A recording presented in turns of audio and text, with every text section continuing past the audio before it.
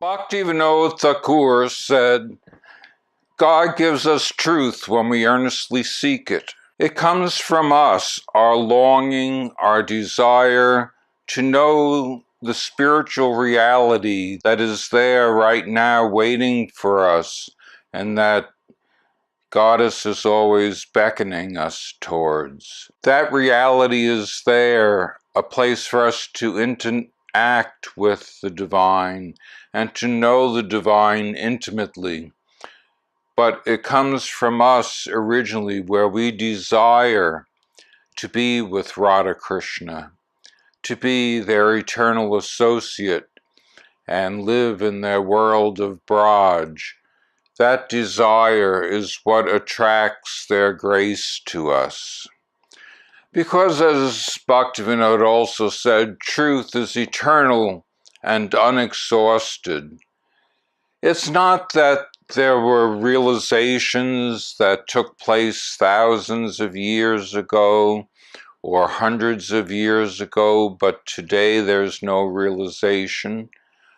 No, realization is there for each and every one of us as soon as we desire it. It may not come immediately, but our desire helps manifest the realization we are seeking.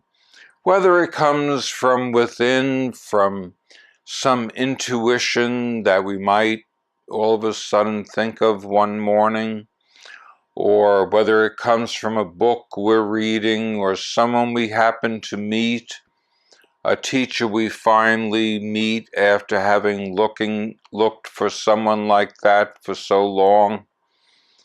There's so many ways Goddess reveals herself to us. We just need to desire it. Desire and longing are the main driving factors in natural devotion. Because Bhaktivinode further says, the soul receives a revelation when it's anxious for it. New revelations are continually necessary to keep truth in its original purity. So, as soon as we're anxious for it, the more we desire it. It can be a burning desire within our heart, and that desire will manifest in a realization of truth that comes to us. As we act on that desire, as we focus our attention on that desire, as we engage in spiritual practices that help to awaken the fruition of that desire, new revelations are always needed. We can't just take what's said in old books for granted as the absolute truth, infallible. No, we have to realize it for ourselves. And Bhaktivinode further says that we have full liberty to reject wrong ideas. We need not blindly follow some guru or some holy book like the Bhagavat Purana as if every word were absolute truth. It contains the spirit of truth. We should be more concerned with being in tune with the spirit of the scriptures, with the spirit of the teachings of those who came before us, rather than with the letter of them. This is the way to truth. This is the way to self-realization. Realize these things for yourself. Don't just take Bhaktivinode's word for it. Don't take Vyasa's word for it. Don't take my word for it. Look within. Get in touch with the divine in yourself and see what sounds true. You know, we often worry that if we question our beliefs, we'll lose our faith. But really, beliefs are just like the furniture in a room or a house. It can be set aside or changed, and still the house remains and contains us. In the same way, we may question or change our beliefs, and yet our faith can remain rock solid and grow even stronger through questioning and exploring for ourselves until we get answers that satisfy us. Because, when we're on a quest like this, where we're asked to devote our whole life, body, mind, and soul to the divine for eternity, you better believe there might be some doubts, or you're really not taking it seriously. So encounter your doubts, question everything. Don't be stuck in the past.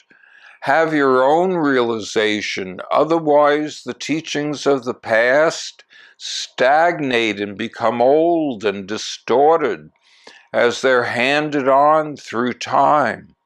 Fresh revelations and new ways of presenting these revelations, such as through YouTube, need to be developed to satisfy the needs of contemporary people in this terrible age we live in which there is so much corruption at all levels, yet people are looking for something spiritual to cling on to, something to give them hope and a vision for the future.